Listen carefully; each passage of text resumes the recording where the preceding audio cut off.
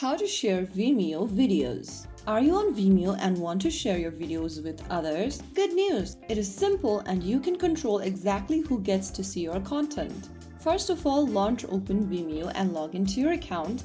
And open up your dashboard and find the video you want to share. Go to the Manage tab from the bottom of the screen, and inside your library, you'll be able to see your videos. Tap on the three dots and you'll be able to see this pop up. Before sharing your video, make sure that your video's privacy setting is set to public.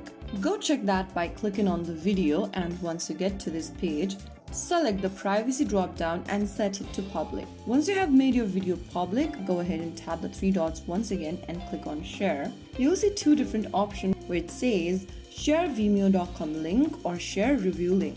Click on the share vimeo.com link option and copy the link on your device by clicking on the copy button, which should appear at the top. Once you've copied the link, you can go ahead and share it anywhere on social messaging platforms such as WhatsApp or Messenger, your email, social media, website, or blogs. Simply go ahead and paste in the link or share it to your direct contacts, and you've successfully shared your Vimeo video. So that is how it's done. If you found the video helpful, don't forget to like, share, and subscribe to our channel.